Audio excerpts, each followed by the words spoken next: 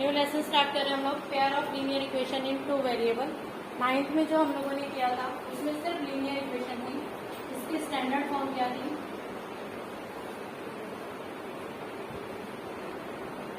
Standard form हम लोगों ने पढ़ी है ax plus by plus c equals to 0। Clear? अब हम लोग पेयर यानी दो इक्वेशंस के बारे में डिस्कस करेंगे। तो अगर दो इक्वेशन अलग अलग लेनी है तो हम इनके जो कोएफिशिएंट्स हैं उनको a1 a2 b1 b2, equation 1 है तो इसके जो कोएफिशिएंट्स थे a1 b1 और c1 लिए, और हम लोगों ने जो दूसरी इक्वेशन है a2x plus b2y plus c2 equals to 0, ये इक्वेशन क्या हो गई 2। राइट? सबसे पहले जो है आप लोगों की इक्वेशन को आपको किस में लाना है? स्टैंडर्ड फॉर्म में लेके आना है, जो हमारी स्टैंडर्ड फॉर्म ये है। ओके, अब इक्वेशंस को सॉल्व करना है, और सॉल्व करना है तो 9th में आप लोगों को डिस्कस किया था कि हमारे 3 टाइप के सॉल्यूशन होते हैं। First is unique solution, no solution and infinite many solution. Right? तो यूनिक सॉल्यूशन, अब हमारी पेयर ऑफ लीनियर इक्वेशन है यूनिक सॉल्यूशन। अगर सिंगल इक्वेशन होती थी तो हम लोग चेक करते थे कि वो 1 वेरिएबल में है या 2 वेरिएबल में। अगर एक ही इक्वेशन की बात करें तो 1 वेरिएबल इक्वेशन जो होती थी उसका यूनिक सॉल्यूशन होता था, और जो 2 वेरिएबल होती थी उनका इनफाइनाइट मैनी सॉल्यूशन होता था। और हम लोगों ने 9th में टाइप्स बहुत सारे सॉल्यूशन निकाले थे, find 4 solution of the equation, फिर ग्राफ ड्रॉ करना सीखे थे। राइट? यहाँ पर हम लोग दो इक्वेशंस को जब ले रहे हैं तो यूनिक सॉल्यूशन का मतलब होता है कि आपका x और y की कोई एक ऐसी वैल्यू निकलेगी जो दोनों इक्वेशन को क्या करेगी? सेटिस्फाई करेगी। तो इसके लिए जो कंडीशन है वो है हमारी a1 by a2 is not equals to b1 by b2। हम पहले ही कंडीशन लगा के देख लेंगे, इन दोनों के कोएफिशिएंट को डिवाइड करेंगे, इन दोनों को कोएफिशिएंट्स, अगर वो दोनों इक्वल नहीं आए तो हमारी इक्वेशन का क्या है? यूनिक सॉल्यूशन है, यानी x और y की कोई फिक्स वैल्यू निकलेगी। और उनका जब ग्राफ ड्रॉ करेंगे तो ग्राफ जो है वो कैसा आएगा? इंटरसेक्टिंग लाइन आएगा। दोनों लाइन जो है किसी एक सिंगल पॉइंट पे इंटरसेक्ट करेंगे, तो इसका जो ग्राफ आएगा वो आएगा इंटरसेक्टिंग लाइन्स। क्योंकि आपका जो ये क्वेश्चन है वो कैसा आएगा? आपको सिंपल दो इक्वेशन दी रहेगी, फिर बताएंगे discuss the type of solution. Right? The type of solution वो ये भी पूछ सकते हैं, ऑल्सो डिस्कस द लाइन्स, कैसी लाइन्स आ रही है, 3 टाइप की लाइन के बारे में डिस्कस करेंगे। और अगर लाइन है और एक और आएगा, आपका जो सॉल्यूशन है वो क्या है? कंसिस्टेंट है। कंसिस्टेंट मतलब आपका जो सॉल्यूशन है वो फाइंड आउट कर सकते हैं हम लोग, निकल रही है वैल्यू, तो उसको क्या बोलते हैं हम? कंसिस्टेंट। क्लियर? सेकेंड टाइप का जो सॉल्यूशन है वो होता है हमारा नो सॉल्यूशन। नो सॉल्यूशन के लिए जो कंडीशन है, आप यहाँ से a1 by a2 निकाला, वो अगर बाई चांस अगर नॉट इक्वल टू आया तो ये फिक्स है, हो ही जाएगा, उसमें तीसरे को डिस्कस करेंगे ही नहीं। अगर आपका यहाँ पर ये दोनों वैल्यू सेम आ गई, मान लो इसकी वैल्यू भी 1/2 आ गई और इसकी वैल्यू भी 1/2 आ गई, दोनों सेम आ गई, तो हम थर्ड वाले को चेक करेंगे। थर्ड वाले को जब चेक किया हमने c1 by c2, तो अगर वो इक्वल नहीं आती है तो हमारा किस टाइप का सोल्यूशन होता है? No solution. और नो सॉल्यूशन का जो ग्राफ है वो कैसा बनेगा? पैरेलल लाइंस बनेगा, यानी दोनों लाइन कहीं भी इंटरसेक्ट नहीं करेंगी, पैरेलल लाइंस बनेगी। और इनका जो ये क्या होगा? इनकंसिस्टेंट, यानी आप x और y की वैल्यू निकाल ही नहीं सकते, कुछ भी हो जाए आपको x और y की कोई भी परफेक्ट वैल्यू नहीं मिलेगी। क्लियर? और थर्ड टाइप का जो सॉल्यूशन है वो है इनफाइनाइट मैनी सॉल्यूशन।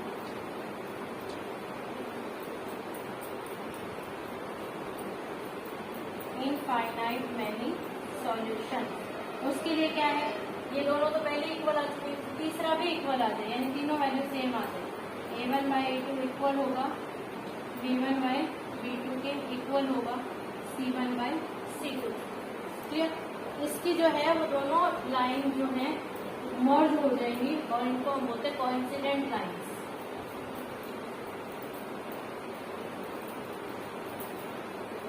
राइट?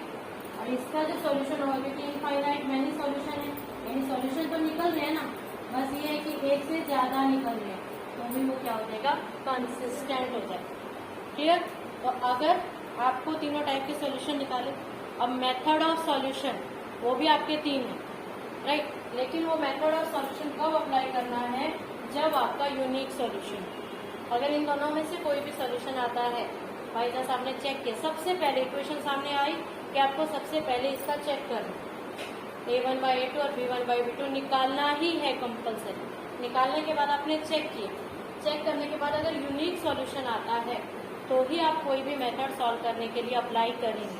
अगर यूनिक सॉल्यूशन के अलावा इन दोनों में से कोई आता है, डायरेक्ट आंसर में यही लिखोगे, the equation have no solution so we can't find it, equation have infinite many solution, बस क्लियर। और नो सॉल्यूशन के लिए जो सॉल्यूशन सेट है वो हम काफ़ी बार ऐसा लिखते हैं, एक सिंबल होता है जो जिसको हम बोलते हैं नल सेट। काफ़ी बार सिंबल की फॉर्म में वो तो आपको पता होना चाहिए। नल सेट है, इसको हम 5 बोलते हैं, PHI 5। पाई होता है, एक तो पाई का सुने और PI, वो पाई होता है वो हमारा ऐसा होता है, राइट। एक न्यू सिंबल है जिसको हम बोलते हैं 5, ठीक है। इसका मीनिंग ये होता है कि नल सेट, यानी आपको एक्स और वाई की कोई वैल्यू मिलेगी ही नहीं। इसमें एक्स और वाई दोनों मिलेंगे और एक फिक्स वैल्यू मिलेगी कोई भी एक्स और वाई, और इसमें तो इतनी सारी मिलेंगे कि हम लोग लिखेंगे, जितना लिखेंगे उतना कम पड़ जाए, ठीक है। तो ये 3 टाइप के आपके सॉल्यूशन डिस्कस किए हैं आपको, उसके आगे बाद में। लीनियर इक्वेशन इन 2 वेरिएबल हम लोग कर रहे थे, जिसमें हम लोगों ने आपको टाइप्स ऑफ सॉल्यूशन के बारे में डिस्कस किया था। Now methods of solution, methods of solution solve करने के लिए आपको मेथड्स दिए हैं अलग अलग। कितने मेथड है आपके? टोटल 4 मेथड्स हैं जिससे हम लोग सॉल्व कर सकते हैं। फर्स्ट है आपका graphical method, graphical representation.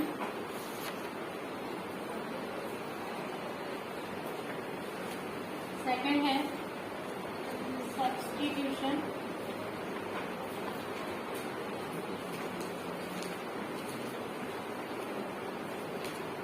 Right. And third है एलिमिनेशन मेथड।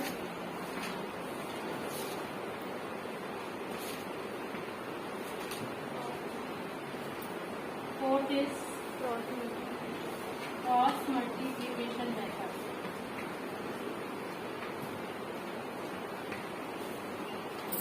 क्लियर। ये तीनों मेथड में से लास्ट ईयर ये वाला जो मेथड था वो कैंसिल था, क्योंकि 30% सिलेबस जो था वो आपका रिड्यूस था, उसमें ये वाला मेथड कैंसिल था। लेकिन हम लोगों ने ये वाला मेथड करवाया था, अभी भी आपको करवाना है, जब तक कोई ऐसी अनाउंसमेंट ना हो कि कैंसिल है या नहीं। ओके, आज हम लोग ये दोनों मेथड करेंगे, graphical representation and substitution methods, right. सबसे पहले तीनों में से इसका जो आपको ग्राफ बनाना ही है compulsory, right.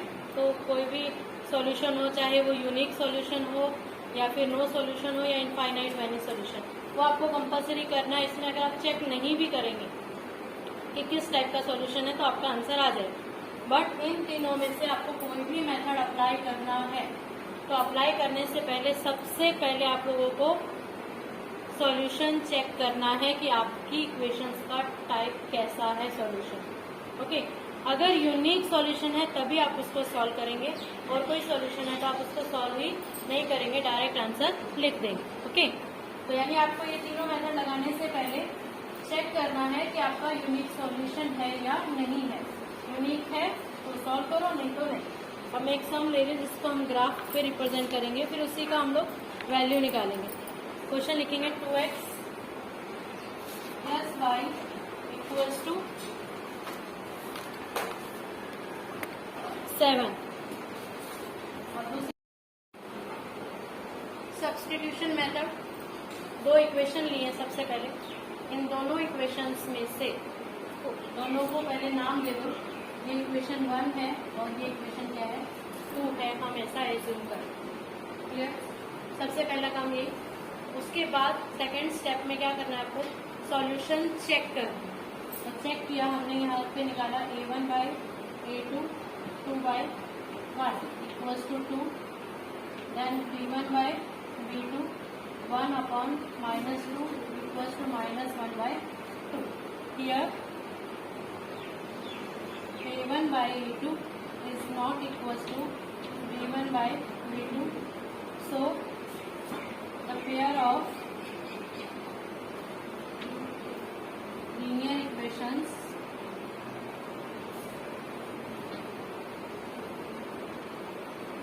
have unique solution. और यूनिक सॉल्यूशन है तो हम इसको सॉल्व कर सकते हैं। सब्स्टिट्यूशन मेथड में आपको क्या करना है, दोनों में से आपको एक इक्वेशन सिलेक्ट करनी है, एज यू विश। आप कोई भी सिलेक्ट कर सकते हो, ठीक है, फर्स्ट कर सकते हो या सेकंड, जो आपको मन करे।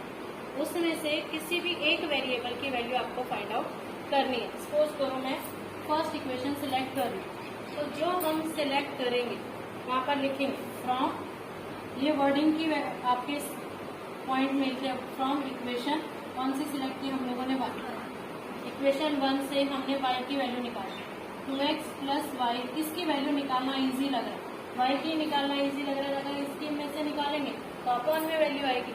क्लियर? तो हमेशा वो देखो कि अकेला कौन है और उसकी वैल्यू हम लोग इजीली फाइंड आउट कर सकते हैं। x को उधर ले गए, y की वैल्यू मिल गई, ये इक्वेशन क्या आ गई। क्लियर? अब जहां से वैल्यू निकाली है आप कभी भी ये वैल्यू उसमें नहीं रखेंगे। आपने कौन कौन सी यूज कर ली, फर्स्ट और थर्ड निकाल ली। क्लियर? बची कौन सी, सेकेंड। तो जो बची है ये वैल्यू निकालकर हमेशा बची हुई इक्वेशन में ही रखेंगे, क्योंकि इसमें रखेंगे ना तो ये तो जीरो हो जाएगा, तो सॉल्व ही नहीं होगा। क्लियर? ये बात दिमाग में ही रखना, जिससे वैल्यू निकाली है आपको उसको छोड़कर उससे जो बची हुई इक्वेशन है उसमें आप वैल्यू रख देंगे। तो कैसे लिखेंगे, यहाँ पे भी लिखेंगे आपको, पुट द वैल्यू ऑफ